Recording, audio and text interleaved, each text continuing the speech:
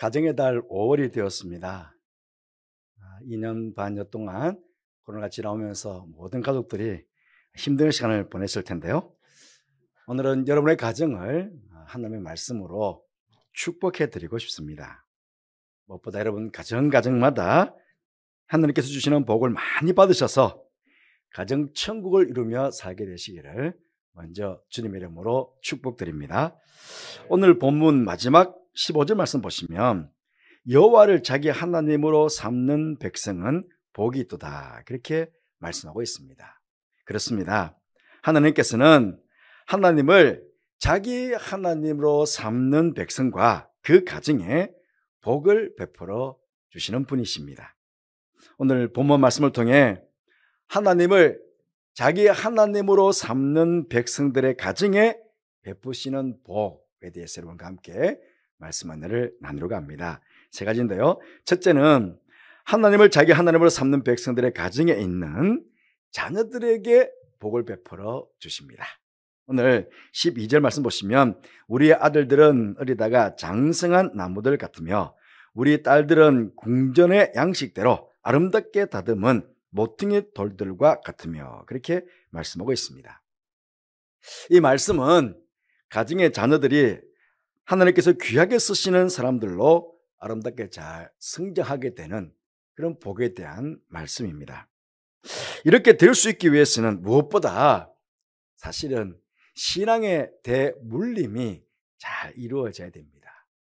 오늘 예배를 참석하신 여러분들도 다 자기 하나님으로 삼은 백성들 아니십니까? 그런데 우리 자녀들도 스스로 하나님을 자기 하나님으로 삼는 그런 자녀들이 되어야 되겠습니다.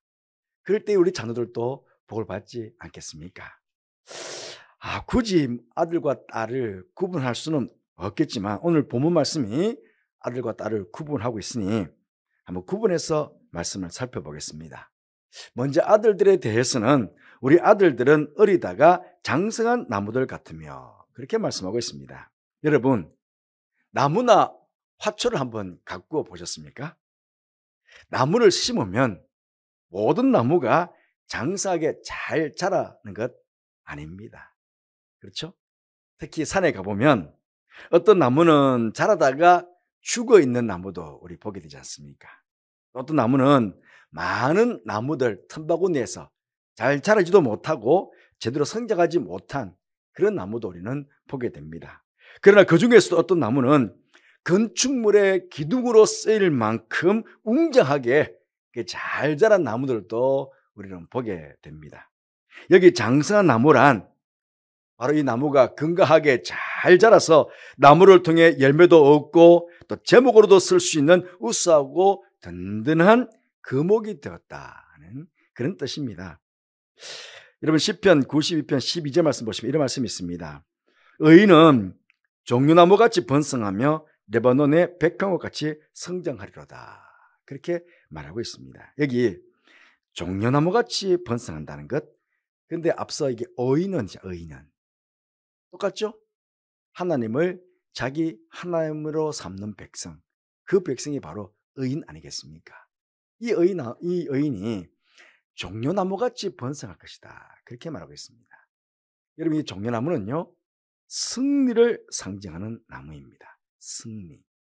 예수님께서 예루살렘으로 입성하실 때 사람들이 이 종려나무 가지를 흔들면서 호산나 다윗의 자손이여, 그렇게 예수님을 영접하지 않았습니까?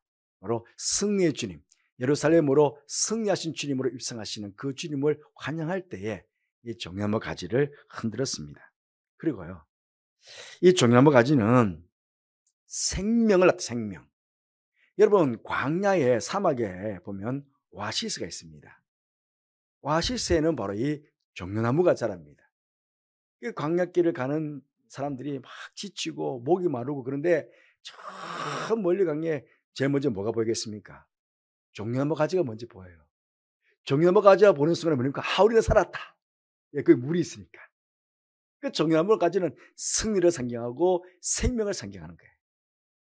뿐만 아니라 이 나무는요, 많은 열매가 풍성히 맺혀지게 됩니다. 하나님께서 가나안 땅을 가리켜서 젖과 꿀이 흐르는 땅이다, 그렇게 백성들이 말했는데요, 바로 이 꿀, 이 종려나무 가지에 달린 이 열매는 대추 야자 열매인데요. 얼마나 든지 몰라요. 꿀처럼 정말 맛있고 달아요. 그런데 한 나무에 막 얼마나 많이 열매인지 몰라요. 그 열매가. 여러분, 지금은 우리가 너무 많이 먹어서 지금 탈인데요. 옛날에 한번 생각해 보세요. 이스라엘 백성들은 참 가난했어요. 그 가난한 백성들 뭐 영양인들 제대로 공급받았겠습니까? 그리고 옛날에 우리나라는 겨울이 지나고 나면 춘궁기가 있어요. 춘궁기가. 마지막으로 마찬가지로 이스라엘 백성들에게도 건기와 우기가 있는데 우기가 시작되면 먹을 게 없어요. 가난한 백성들은 다 굶어야 돼. 그런데요, 우기가 시작되기 바로 전까지 맺히는 열매가 뭐냐면은 대추 야자 열매. 그러니 영양이 공급 안 되는 그 백성들 우기를 지난 동안에 이 대추 야자 열매가 우리나라 뭐 꽃감처럼 그렇게 되지 않겠습니까? 그거면 당도가 굉장히 높잖아요. 그러니까 그 백성들이 그걸 먹고 당분을 섭취하면서 건강을 유지하는 거예요. 봄까지. 그러니까 어찌 보면 이스라엘 백성들에게는 생명과 같은 나무예요. 생명과 같은 나무. 많은 사람들에게 생명을 나눠주는 나무. 우리 아들들이 자기 혼자만 잘 먹고 잘 사는 게 아니라 많은 사람들에게 은혜와 많은 사람들에게 생명을 나눠주는 그런 아들로 장성하게 된다는 것입니다. 얼마나 큰 복이에요. 그리고 백향목같이 성장하리로다 그랬는데 나무 중에 최고의 나무가 백향목이었습니다. 웅장하고 멋진 나무로 당시 백향목이 사용되었다는 것은 최고의 건축을 했다 하는 그런 뜻입니다. 부모님의 기쁨이 무엇이겠습니까? 우리 아들들이 종려나무같이 번성하며 레바논의 백향목같이 성장하는 것, 그것 바라보는 기쁨 아니겠습니까? 여러분의 사랑하는 가정의 아들들은 다 장성한 나무가 되어서 종려나무처럼 번성하며 레바논의 백향목처럼 성장하는 그런 귀한 아들들 다 되시기를 주님의 이름으로 축복합니다. 그리고 딸들에 대해서는 궁전의 양식대로 아름답게 다듬은 모퉁이돌 같으며 그랬습니다. 여러분, 옛날에 가장 화려하고 가장 웅장하고 가장 멋진 아름다운 곳은 어디였겠습니까? 바로 궁전 아니겠습니까? 옛날에 왕들은 어떤 자신의 권세, 자신의 능력을 과시하고 싶었어요. 궁전을 굉장히 크게 지었죠. 그리고 모든 건축 기술자들을 다 동원해가지고 얼마나 아름답고 화려하게 궁전을 지었는지 모릅니다. 베르스과 같은 최상의 건축 자재와 최고의 기술자들을 다 동원해가지고 궁전을 짓죠. 그 나라에서 최고의 건물이 바로 궁전이라는 거죠. 그런데 이게 보니까 모퉁이돌이에요. 모퉁이돌. 우리나라로 말하면 머릿돌이라고 할 수 있고요. 주춧돌이라고 할 수도 있습니다. 현대 건축물들은요, 기초석이 다 땅 아래에 있습니다. 기초는. 그렇잖아요. 그런데 옛날에는요, 모퉁이돌 바로 기초돌인데 그걸 가장 중심에 사람들이 잘 보게 기초를 가장 땅에서 딱 드러나도록 그렇게 해놔요. 그러면 기초석만 보면 모퉁이돌만 보면 이 건물이 얼마만큼 크게 짓겠구나. 그 기초돌의 아름다운 모습을 보면 이 궁전이 이 건축물이 얼마나 아름답겠구나. 그게 딱 보여진다는 겁니다. 그러니 얼마나 예쁘고 아름답게 모퉁이돌을 다듬겠어요. 여러분 지금도 궁전이나 옛날 궁전에 가보면 정말 멋지잖아요. 아름답게 다듬은 모퉁이와 같은 그런 건축자들이 최선을 다해서 자신이 가지고 있는 최고의 기량을 다 동원해서 그렇게 아름답게 만들었던 것처럼 여인들의 아름다움이 뭡니까? 물론 외모적인 아름다움도 있지만 거기서 풍겨 나오는 품위, 여인들에게 있어서 나오는 어떤 품위가 있잖아요. 정숙된, 성숙된 품위. 그건 자신도 갖고 가지만 하나님께서 그렇게 만들어 가시는 거죠. 여러분의 잘 아는 귀한 따님들, 자랑스러운 외모뿐만 아니라 그 속사람까지도 아름답게 사람들에게 그 아름다움이 풍겨나는 그런 딸들로 잘 성장해가는 그런 귀한 복이 여러분 가운데 있기를 주님 이름으로 축복드립니다.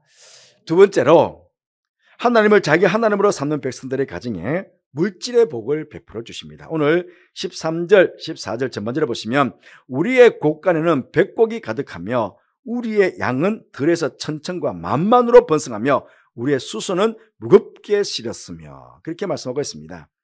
이 말씀은 성도들의 가정이 물질적인 복을 받게 된다 하는 그런 말씀입니다. 그 중에서도 먼저는 가족들이 땀 흘려 수고한 만큼의 소득을 얻게 하는 것입니다. 여러분 이게 왜 큰 복이냐? 시편 128편 1절 2절 말씀 보시니까 여호와를 경외하며 그의 길을 걷는 자마다 복이 있도다. 내가 내 손이 수고한 대로 먹을 것이라. 내가 복되고 형통하리로다. 그렇게 말씀하고 있습니다. 여러분 여호와를 경외하며 그 길을 걷는 자 무엇입니까? 똑같죠? 바로 하나님을 자기 하나님으로 삼는 백성들. 바로 그 백성들이 여호와를 경외하며 그 길에 바르게 살아가는 사람들 아닙니까? 똑같은 말이죠. 그런데요, 첫 번째 복이 뭡니까? 내가 내 손이 수고한 대로 먹을 것이다. 왜 그렇습니까? 여러분 우리가 오랜 역사적인 경험을 통해서도 우리는 잘 알고 있습니다. 농사를 짓는 모든 농부는 곳간에 백곡이 가득하게 되는 것입니까? 아닌 경우도 많이 있습니다. 농부는 땀 흘려 열심히 수고하지만 풍년이 아니라 때로는 천재지변이나 병충해나 뭐 등등등을 통해 가지고 흉년을 경험할 때가 얼마나 많이 있습니까? 곳간에 백곡으로 가득 채우고 싶은 마음으로 열심히 일했지만 여러분 하나도 손에 가지지 못할 때가 많이 있거든요.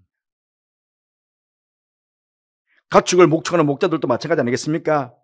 목자들은 눈이 오나 비가 오나 열심히 최선을 다해서 가축을 돌보고 키웁니다.